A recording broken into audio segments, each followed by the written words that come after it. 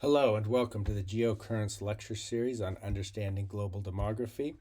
This lecture is going to look at population patterns in the United States from roughly 1880 to the present. Before I get going, I want to make a brief note of caution. Correlation is not causation, a truism in statistics certainly, but one that's often confused. This well-known graph shows the timing of ice cream sales and shark attacks in the United States, which are closely correlated but have no causal relationship whatsoever. So I'm going to be showing you a number of graphs and talking about different points on the graph and how they connect to others, but I don't want to imply there's any simple causal mechanisms at work. It's a much more complicated situation. I showed this graph in previous lectures showing France and the United Kingdom life expectancy curves. And in both, you could see that in the late 1800s, let's say right around 1880 or so, life expectancy really starts to improve. There's definitely ups and downs, mostly connected to war, but the upward trajectory is undeniable. And we see something very similar in the United States. So, average life expectancy at birth, only about 40 years in 1860, dropped during the Civil War, stagnated for a while, and then started to increase around 1880 and went up with a minor downturn around World War One. Well, associated with World War One. Now, there are a number of different reasons for this improvement in life expectancy in the late 1800s. One of the big ones was the establishment of modern water and sewage systems. I'll just have a couple slides on the sewage issue. London started developing a modern sewer system in 1858 after the so-called Great Stink, where the Thames River was just overwhelmed with sewage, making a horrific stench. And of course, this had major health implications due to waterborne diseases. And it was a huge improvement, and then was spread quickly to other cities in the United States. Actually, in the United States, some evidence would indicate that modern sewage systems started to be created just about the same time, even slightly earlier. Brooklyn, interesting, not Manhattan, but Brooklyn in New York is usually credited with the first, credited for having created the first modern sewage system in the United States. Chicago, right about the same time. Then the other issue, which I'm sure people are basically familiar with, is the establishment of the germ theory of disease. This theory had been around a long time, but many scholars, probably most of them, thought that infectious diseases originated from miasms or foul air creating from rotting organic matter. And that led to some beneficial developments, such as more ventilation in hospitals and the like, but it didn't get at the root cause. Louis Pasteur is usually credited with proving the germ theory of disease. He worked at first with fermentation and was able to show that the fermentation was created by living microorganisms, yeast.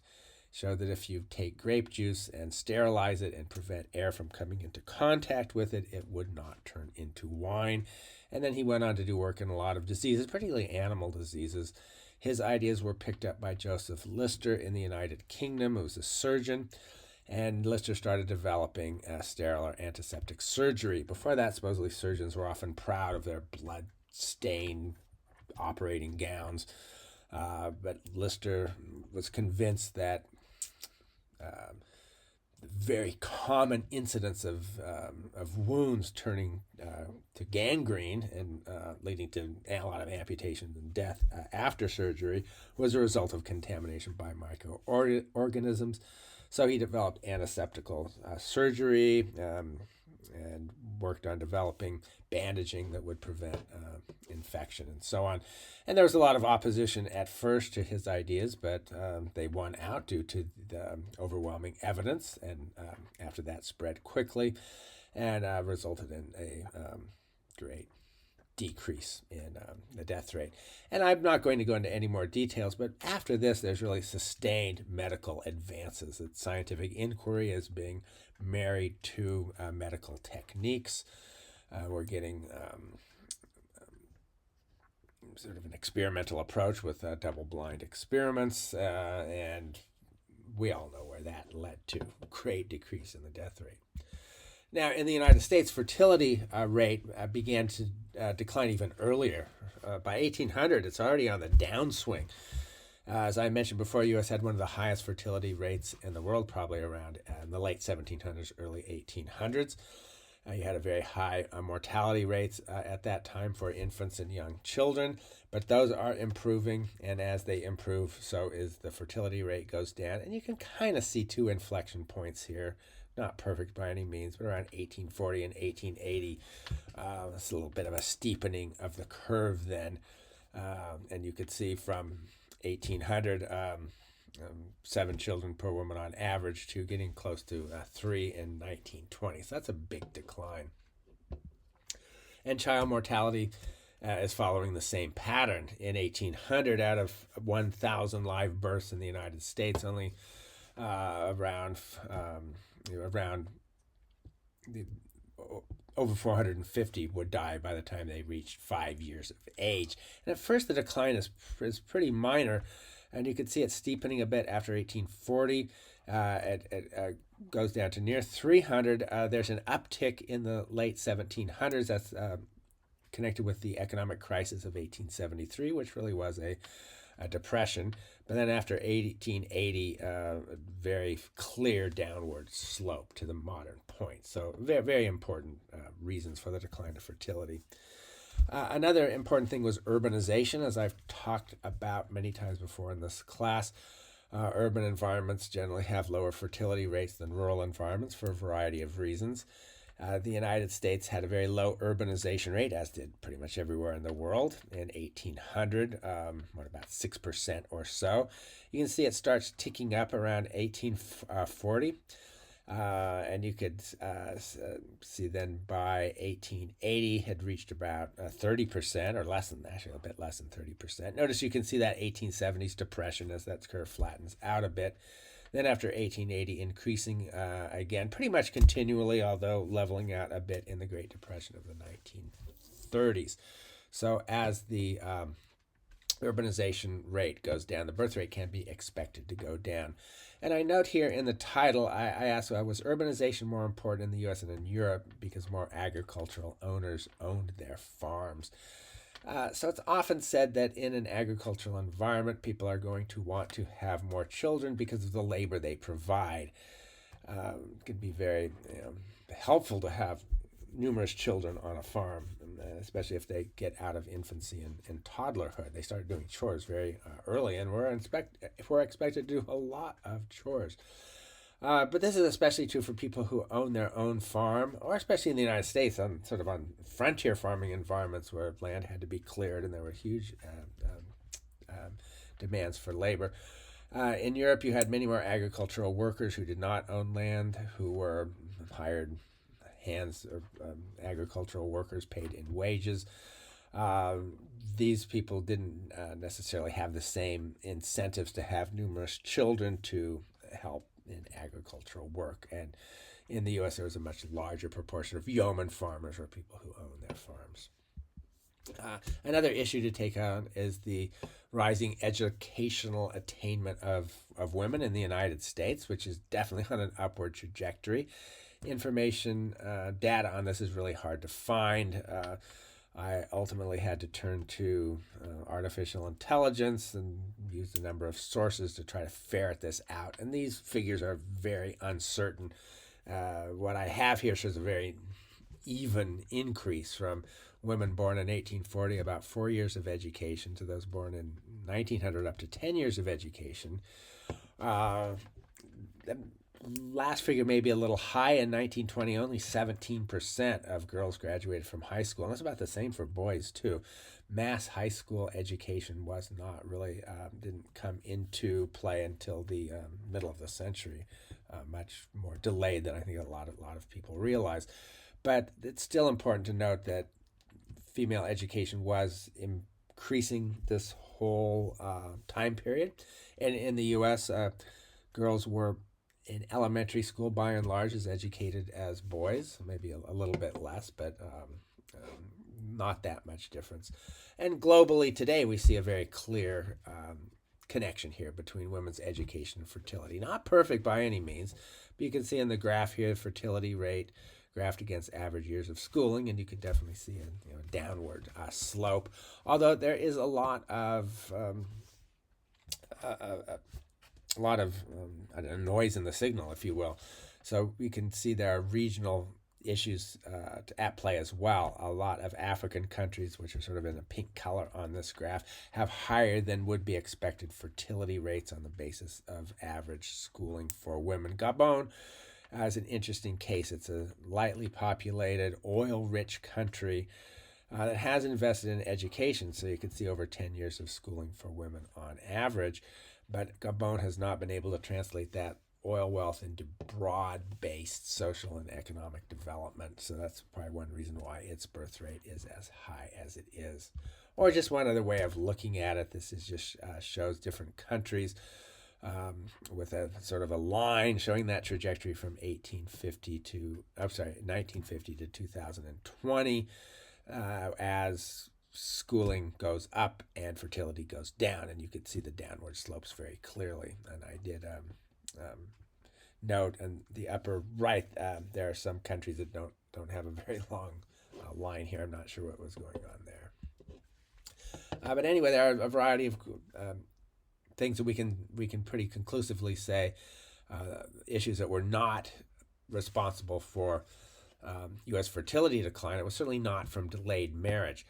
In a previous lecture, I talked about Ireland, how after the potato famine in the 1840s, one way the Irish responded was by having very late marriage, men often waiting till 30, women until their upper 20s, which is really going to reduce the number of children they're going to be able to have. But in the United States, actually during this period, the median age at first marriage was decreasing, not hugely, but you could see men in 1880 at about 26 and then down to at 24 and a half or so by 1920, and women declining as well. So the fertility rate of the U.S. had been declining for some time, and then that accelerates in two periods. One is in the 1920s and one is in the 1930s. That's interesting because these periods have completely different economic environments. 1924 to 1930 was a period, it was a roaring 20s. It began a little bit earlier. Tremendously rapid economic growth in American society at that time, associated with declined fertility. And then in the 1930s, we would get the Great Depression and associated with further declines. And note by 1829, when the Great Depression hits, the U.S. birth rate was around 2.5, so above replacement level, but not all that much, certainly heading in the direction of replacement level fertility. And then by 1936 at 2.0, the figures vary a little, but that's basically a little under the replacement level. So it was actually a long time ago the U.S. first hit below replacement level fertility. So there's a lot of questions we have to ask here. So one is, why did U.S. fertility rates drop so sharply in the 1920s?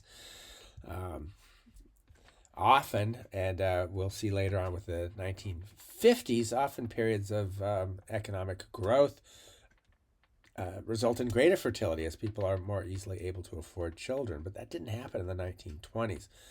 So there are various explanations for this. One of the most powerful, I think, is the burgeoning birth control movement. Now, that had been going on for some time. The photo on the left shows Margaret Sanger, who was a real leader of the birth control movement. And it's showing her facing a trial in 1917 for opening a birth control clinic. So the birth control movement was increasing, but faced real stiff resistance from state authorities. But after World War I, that was no longer the case. In 1923, Margaret Sanger opens a second birth control clinic and suffers no arrest and really no harassment even. One of the reasons many have suggested is new attitudes about sex and health. A lot of U.S. servicemen had returned from fighting in France. They had been exposed to very different French cultural ideas on things like contraception. And also, a lot of them came back with sexually transmitted diseases. And the response of the health community basically was to treat these as treatable diseases rather than moral offenses. And so new attitudes were definitely spreading. And also, this is the period of early women's, early feminism, if you will. Women's suffrage had been created in had been put into law in 1920. And I do want to note here something about Margaret Sanger, that her mother had been through 18 pregnancies in 22 years, died at a young age, and then Sanger herself worked in the slums of New York's Lower East Side with poor women, many of whom were suffering due to frequent childbirth and self-induced abortions. And a final note on Margaret Sanger: she has, in more recent years, had sort of a decline in her sort of perceived position, because she was quite a supporter of eugenics, or in other words, of making efforts to decrease the fertility of poor women, and rather than women at large. But I would also note that virtually all progressives at this time supported eugenics. The main opponent of eugenics was the Roman Catholic Church. More broadly, the 1920s was also a period of maybe one of the first periods of real, what we might consider modern youth culture, and particularly for young women. Very different attitudes about sociability and sexuality and the proper position of women in society. And I noted it was not really focused on family life. Now, of course, there were broad differences across American society, but you do get this phenomenon of the sort of modern young woman, or as they were often called, flappers. I mean, this is subculture, certainly not, mostly urban, more in Northeast than Southeast or the Midwest. But to quote here from the Wikipedia, flappers were a subculture of young Western women prominent after the First World War through the 1920s, wore short skirts, bobbed their hair, listened to jazz, flaunted their disdain for prevailing codes and decent behavior. Flappers have often been seen as brash for wearing excessive makeup, drinking alcohol, smoking cigarettes, driving automobiles, and treating sex in a casual manner, and otherwise flouting social and sexual norms. As automobiles became more available, flappers gained freedom of movement and responsibility. So again, I don't want to exaggerate the importance of this sort of subculture, but it was quite new and distinctive, and not focused on domesticity and early childbearing by any means. So that's one factor, perhaps, in the decline of birth rates in the 1920s. And more broadly, the 1920s were characterized at least by a large segment of the society, not the entire one, but a large segment, for rejecting what had come to be seen as stultifying Victorian values. And so we can see this in modernist art, literature, and so on, which do not celebrate these traditional domestic values. And the technological change of the period, which is enhancing individual autonomy and non-domestic social connections, if you will. So we talk so much about the declining birth rate today, and so much of the world with the coming of smartphones and internet technology and these sort of connections. But the same sort of thing had happened a century earlier in more advanced economies, with telephones, radios, electrical appliances, automobiles, and so on, and development of a modernist or affluent commercial culture, if you will. Telephones had been around for some time, but they really took off in the 20s, 13 million. By 1929, 23 million automobiles, far more in the U.S. than any other country. And that gives a lot of freedom of mobility and so on. I think that the 1920s are often misunderstood. It's often framed as a very conservative decade, as it was politically, certainly with presidents like Warren Harding and Calvin Coolidge in particular. Harding touted the return to normalcy after the progressive reforms of the Wilson era and after World War I and the Spanish flu after that. So it's often seen sort of as a retreat away from the progressive era of the first 2 decades of the 20th century, more back to political economic values of the late 1800s. And there's a lot of truth there. It's also that decade of prohibition. But also, in many ways, it was, especially for elites, was an educated people, a socially and culturally liberal era, we might say. Again, rejecting Victorian values and previous norms. If we move on to the 1930s, the continuing fertility decline of the 30s is easier to understand because you had massive unemployment. You can see the unemployment rate, 25% of people desiring jobs couldn't find them. So an awful lot of people simply were not able to have children. And the map is very, it's a problematic map, but it's showing in blue areas with a greater decline in fertility during the 30s. Red areas showing supposedly increases, and most of those red counties are very, very sparsely populated agricultural counties in the Great Plains region. It also oddly shows Orleans Parish, where New Orleans is, in dark red. That makes no sense at all, and all the evidence would indicate that the fertility declined there as elsewhere. Other thing, though, you can see on the map is pronounced fertility declines in the more urbanized and industrial parts of the country. This is more clear in the eastern half of the country than the western half of the country, which is not surprising. But anyway, after the 1930s, fertility rates in the U.S. increased. They started increasing around 1940. There was a slight downturn during the height of World War II, and then a big increase again. Came down a little bit in the around 1950, time of the Korean War, but then through the rest of the 1950s, a real increase all the way up to about 3.7 in 1956. And the 50s, in the earliest years of the 60s, are generally called the period of the baby boom. And so this was a big upsurge. And it's interesting to note that countries with similar total fertility rates today to that of the United States in 1957 are mostly African countries, a few in the Pacific. These are very poor countries, very low levels of social and economic development, certainly much lower levels of social and economic development in most ways of considering these than the United States had in 1957, yet you have these very similar fertility rates. Same thing happened in Britain and France, although not quite to the same extent. Neither of them reached a fertility rate of 3.0. Remember, the U.S. was up to 3.7. These were about one child per woman lower, so that's quite a bit lower. And they were a little bit later, but it's a same general phenomenon. It was true over much of Europe and true in Japan as well, that there was an increase in fertility after World War II. Scholars were caught completely unaware. It was not expected. So to quote from this article from 2013, the baby boom described as a birthquake with many aftershocks. Totally unexpected, earth-shattering and groundbreaking event.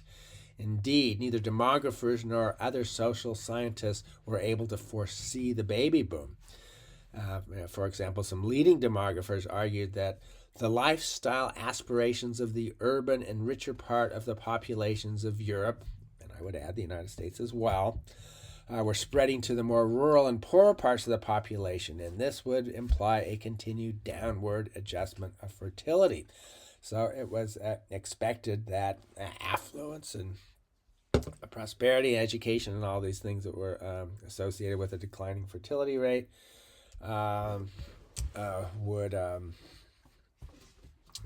would continue instead of seeing this big population boom.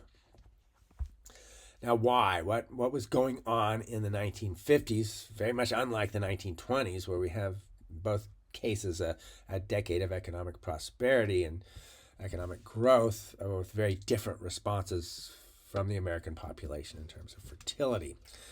So I'm just going to throw some things out there. I don't know how relevant any of these are. Just sort of ideas that one might bat around.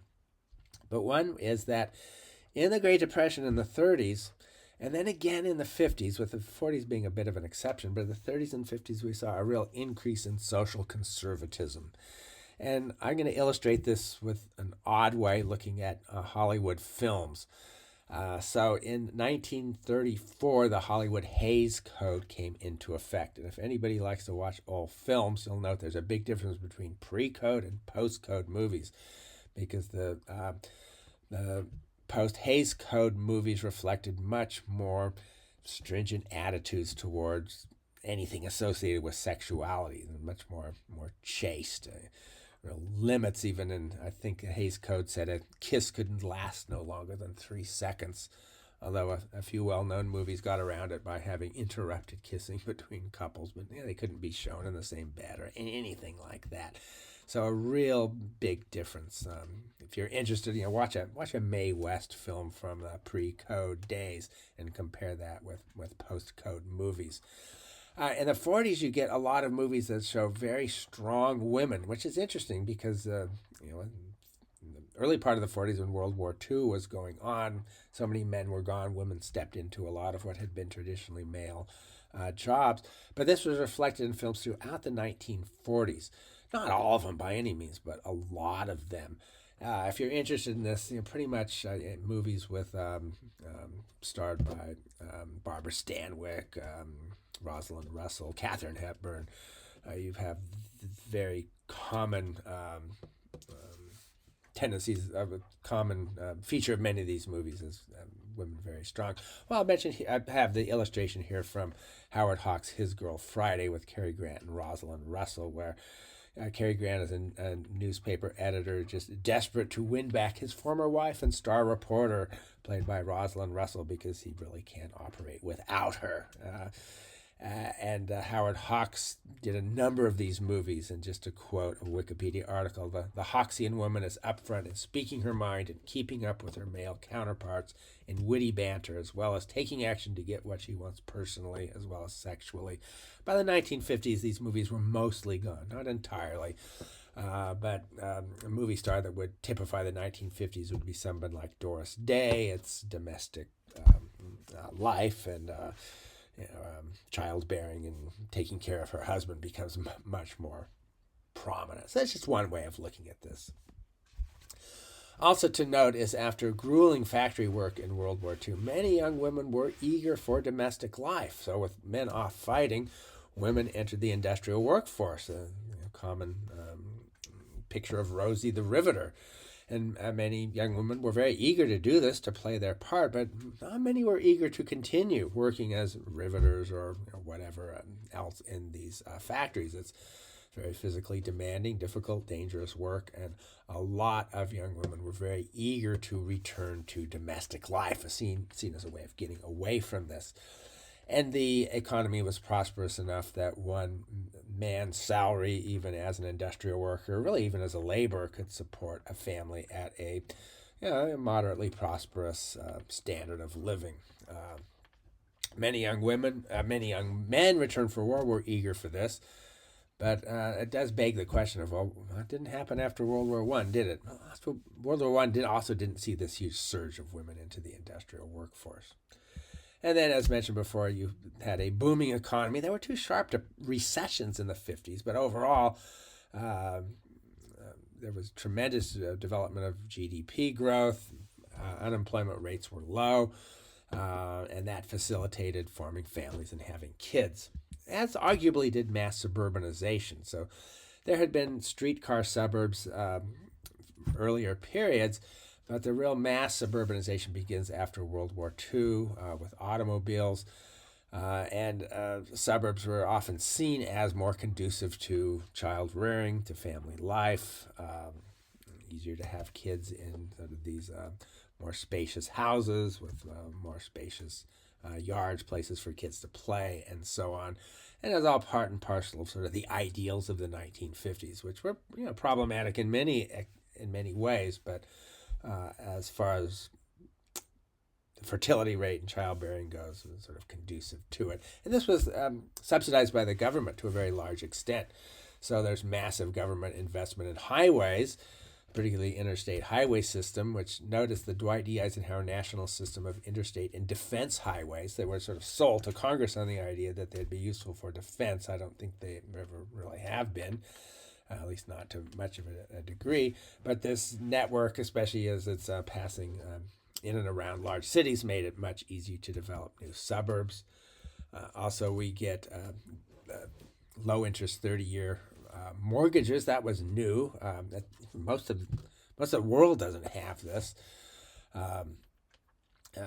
Generally, mortgages are much shorter period of time. You don't necessarily have a stable interest rates. People have to save up much more money to get into to own a house.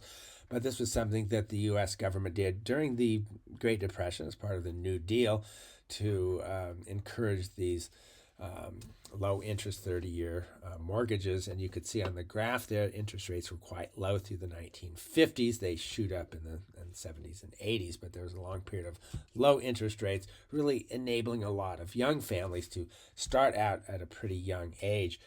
And that's true too also the GI Bill, which created during World War II, that would allow for returning servicemen to get subsidized mortgages, low interest loans, the payment of their tuition and living expenses for high school, college, and vocational school. So even college students able to begin families at this time. So that's contributing to an increased birth rate. 50s were also characterized by a lot of technological optimism. I note here, albeit with the fears of nuclear annihilation are kind of in the background, but a very common belief that children are going to have much better lives than their parents, which encouraged people to have children. And it's interesting to look at this illustration from the time. You have to read it backwards, but in the window it says 1975 shop and all these tremendous things that you can have, like your family helicopter and your commuter helicopter, your automated highways, and 60% more disposable income, and you're gonna have more leisure and more travel and more appliances, replaceable organisms, and the like. Interesting. Some of these things definitely have come true. Others have not, and probably never will. But it was all part and parcel of this very optimistic period in general. And connected with all these things was a low point in median age at first marriage. You could see it had been pretty steadily declining. And then around 1940 to 1960, it really plummets. So for women, we're getting down to around age 20. It was very common in the 1950s for women to go to college for a year or two and then to find a mate and drop out of college and start having children. We can see this in a number of films. For example, maybe some of you have seen Julia Roberts in Mona Lisa Smile, if I remember the title right. She's a teacher at one of the elite women's schools in the East, Wellesley, maybe, I'm not sure exactly, but most of her brilliant young female students want to get married before they graduate from college and drop out, and she's trying to dissuade them. Anyway, it was common at the time. And also a substantial decrease in never married adults. You can see in 1900, 16% didn't marry, and that had dropped down to 1960 by 7.1. I want to note that this is not an ideal graph because the scale is changing. You could see on the bottom scale we have 20-year jumps which turn into 2-year jumps. So there's actually a much steeper rise than it would seem up to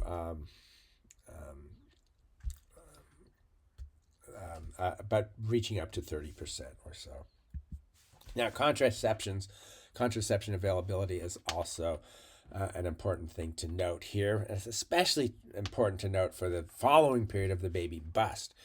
But contraceptives were widely used in the 1950s. I talked before about Margaret Sanger's efforts in the 1920s, but still often ineffective. Condoms, for example, are by no means completely effective. And it was still widely banned, especially in New England, which is interesting. You know, we think of New England as a very socially, culturally liberal part of the country as it is today. But it was not in earlier periods. Boston was infamous for banning books that had sexual or salacious content. Banned in Boston was actually sometimes a selling point. But Massachusetts and Connecticut had, for a long period, had laws against contraception through the 1950s. Anyway, everything really starts to change right around in the early 60s, right around 1961. Still considered part of the baby boom, but fertility rate is really dropping.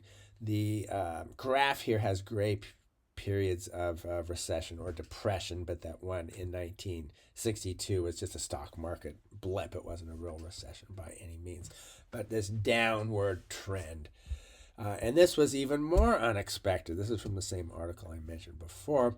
But the end of the baby boom was just as unexpected as its start. By the 1960s, there was a notion of pro-cyclical fertility. What that means is pro-business cycle.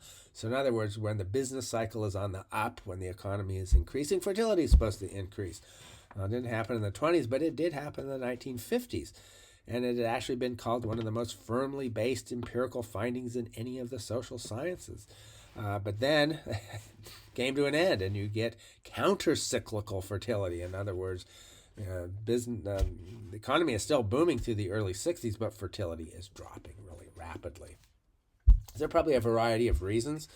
One is what we might call the echo of the fertility crash of the 1930s. So the cohort born in, say, 1936 was a small cohort because the birth rate was so low. And these people are going to be 25 years old in 1961, which is often considered sort of a peak period for conceiving children. So it's to be expected there'd be some drop, but then you have this continuing drop. And so more important than that probably was the development of oral contraception and the striking down of anti-contraception laws.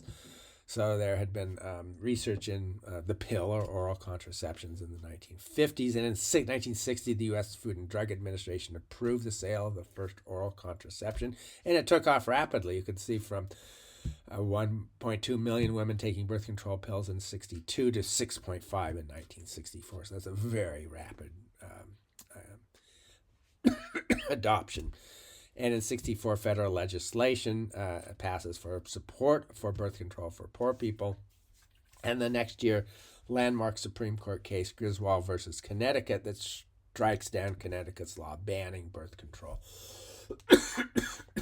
So birth control becomes much more effective, much more available. Although it is important to note these early oral contraceptive pills came with a pretty high cost to health, to hormonal cycles and so on. Much more effective oral contraception available today. So now we're jumping into the period of very low fertility, below replacement. So I've just highlighted everything below 2.0 children per woman. Replacement level is slightly above that, but close enough. And you can see from the early 70s through the late 80s, U.S. fertility was definitely below replacement level and bottomed out at about 1.8 or so in the late 1970s. Now, there are several things going on here. One was the unexpected stagflation and oil shocks of the 70s. So stagflation is a combination of high levels of unemployment and high levels of inflation. Economic theory had previously said these two would not coincide. You'd have high levels of inflation during periods of economic expansion, and you'd have high levels of unemployment during periods of economic decline. But then the two are coinciding. There are two peaks here, the misery index combining those two in the early 70s, and these were both periods when there were oil shocks, Middle Eastern countries cutting off or reducing the export of oil to the United States for geopolitical reasons. So it was a period of long waits to get gasoline prices skyrocketing. And this led to a real decline in the economic optimism of the 1950s and early 1960s. And this is also associated then with the environmental movement. I talked before about neo-Malthusianism, concerned about the population bomb, population explosion. All of these things go together to reduce birth rates, as does the 1973 Supreme Court decision, now overturned, but Roe v. Wade, which strikes down anti-abortion laws, at least prior to fetal viability. So all these things are coinciding to result in this very low fertility rate for a long period of time. But then it changes again. And there's a sort of a minor echo baby boom starting in the late 1980s and going through the early years of the next century with above replacement level fertility. It was sort of fluctuating around the replacement level, but you could see a bump in the early part and then another bump where it's definitely above replacement level. And this also is not really very much expected. And part of this, again, is an echo of the baby boomers themselves. Baby boomers had children at a somewhat later age period than earlier generations. But if you're born in 1960, you're going to be 30 years old in 1990. And so that's going to result in a slightly enhanced birth rate. U.S. population begins to grow more rapidly also around 1990. And that's partly because the birth rate has ticked up a bit. It's mostly because of increased immigration. So you could see the orange line shows percent population change from previous decade, and you can see it reaches a low point around 1940 when you had low immigration as well as low fertility, and then increases in the baby boom, drops down, and then sort of comes back again around 1990. What I want to talk about now a bit in more detail is immigration. That's a very important part of population growth, and I haven't really discussed it. Certainly the 20th century immigration to the United States has had its ups and downs. It really increased in the late 1800s into the early 1900s, then dropped precipitously and then began to increase again. We could see this in this chart. Official number of immigrants to the U.S. The first decade of the 20th century. We're having over 8 million, and then down to under 700,000 by the 1930s, and then increasing again and after the year 2000 to a higher level than it had previously reached. So the big decline in immigration in the late 1920s, 1930s, 1940s came about because of the Immigration Act of 1924. Previously, immigration was quite open to the United States, but a new quota system came in with this law and then was strengthened a few years later. Ultimately, it was based on each nationality's share of the total U.S. population in the 1920 census. So it was a desire to keep the sort of ethnic balance of the United States as it had been. So you could see in the figure on the right, a quota system that favored Western European immigration and restricted immigration from Eastern Europe, Asia, and Latin America. So this resulted in it resulted partly because there was this huge surge of immigrants from Southern and Eastern Europe, from Italy, from Poland, from Russia, from what was then the Austro-Hungarian Empire, which had not been very significant until the late 1800s, but became the predominant migrant stream into the U.S. In the first couple decades of the 20th century. There was still substantial prejudice against Catholics, certainly against Jews, and this was a period of much larger Jewish migration. And a general prejudice against Southern and Eastern Europeans were seen as not part of the Anglo-Saxon stock that had supposedly made the United States.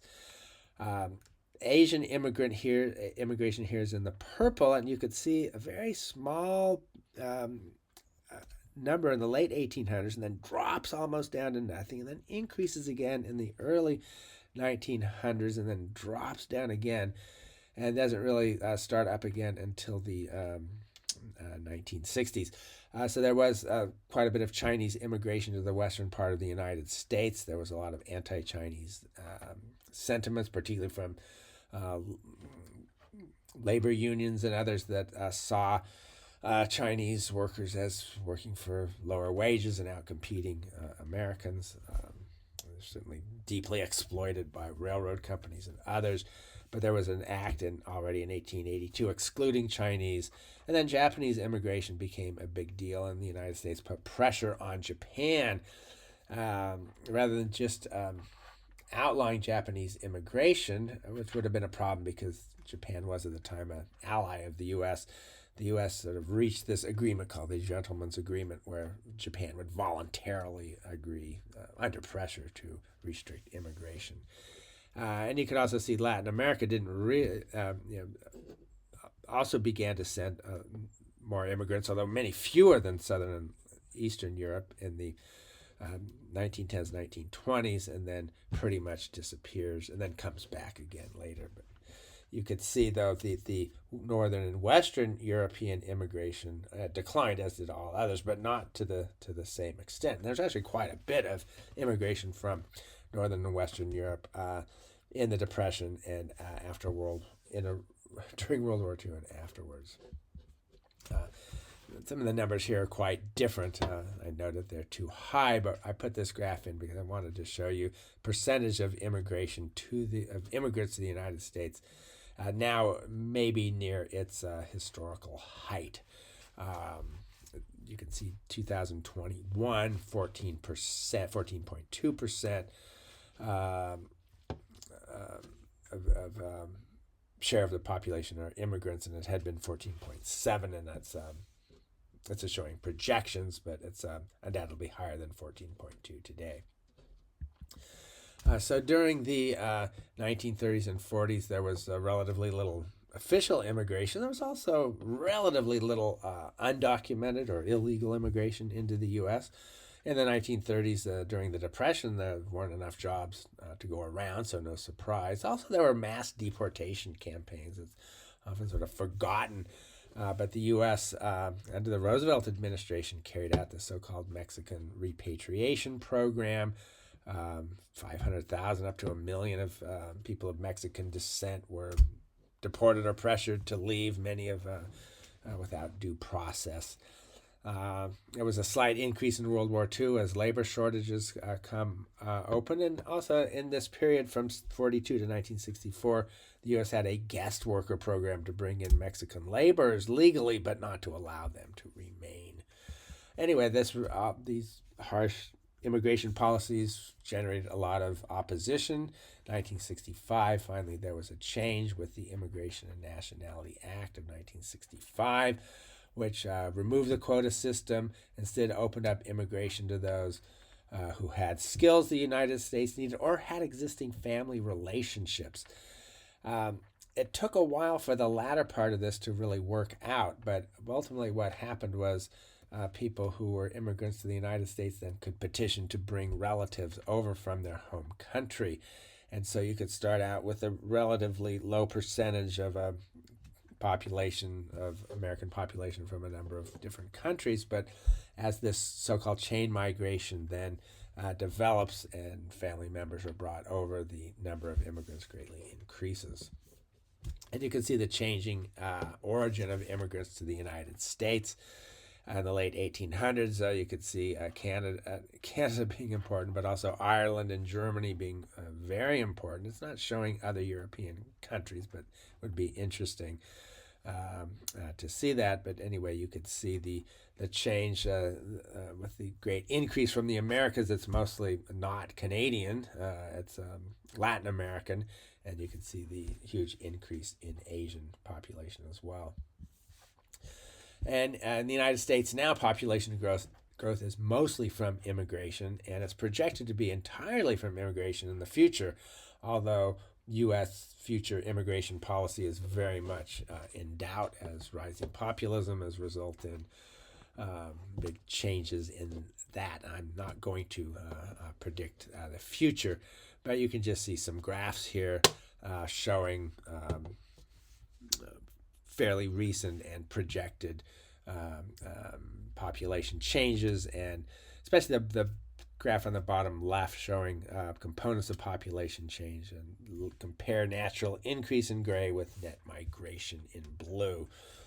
So that's important. As far as undocumented or illegal immigration goes, it's hard to get numbers because these aren't enumerated. And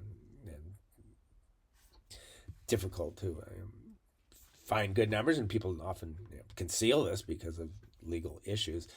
But it's pretty certain that it greatly increased in the 1990s, the early 2000s, a period of a general economic boom in the U.S., and then the economic crisis of 2008 declined. This shows it basically staying roughly the same, but then it would later increase after 2020. So this graph just shows estimated unauthorized border crossings. You can see a real seasonal pattern here, but you can see a big surge, especially after 1920 and the coming of the Biden administration. I just have a few more slides here. Last major point I want to make is U.S. fertility rate dropped again after 2008 and went below replacement level and has been there ever since. This graph with that blue line showing the total fertility rate shows it sort of stabilizing after around, 2018 or so. That really doesn't seem to be what the facts indicate. So we have here estimates for total fertility rate of the U.S. in 2018, 1.7, dropping to 1.64 in 2020, the COVID year, bumping up a little bit, but then 2023 dropping again to 1.62, and it looks like 2024 is going to be in that same category, if not lower. So that's something that I want to address in the last lecture of this class, some of the reasons for this continuing decline of the U.S. fertility rate.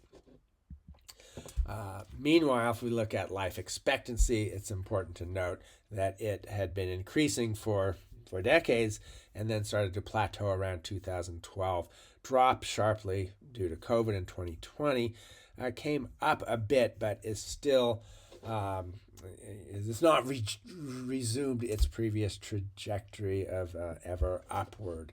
The U.S. has a life expectancy problem. It does not rate well globally by any means.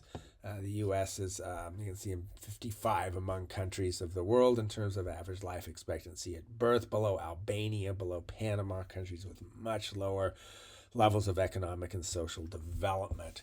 So it's many would find this very shocking development. The U.S. economy has certainly done better than European economies since 2008, but life expectancy a very different story. And it's often associated with poor diet, sedentary lifestyles, obesity, use of illegal drugs, inadequate medical care. Interesting topics. I don't have time to go into them. What I do want to mention, though, is something that a lot of people find surprising is the racial aspect of life expectancy. No surprise that the white population has a higher average life expectancy than the black population. What is surprising to many is the Hispanic life expectancy significantly higher than the white population. Figures from 2023 for Hispanic Americans, 81.9 years. For non-Hispanic whites, 77.5. For non-Hispanic blacks, 72.8. The graph also shows the difference between male and female rates, and for all of those, females have significantly higher life expectancy than men. Interesting to see the difference of the different racial groups, but I haven't actually analyzed that. So the Hispanic population in the U.S. is not as wealthy as the non-Hispanic white population. I mean, one might expect it to have a lower life expectancy, but there are these Hispanic advantages or Latino advantages: lower smoking, stronger family and community networks, healthier traditional diets that may be changing, and higher rates of physical activity, especially for more recent migrants. It's often associated with their work. And then the graph doesn't show Asian American life expectancy, but it's by far the highest. So if Hispanic American life expectancy around 82, for Chinese Americans 86. So that is a big gap. And that's true for all Asian populations, although for Vietnamese, pretty close to the Hispanic level. And then finally, my last slide, I'm just going to show a map showing life expectancy by county. It's really interesting to look at this because I wish I had more time and I could develop these ideas more fully.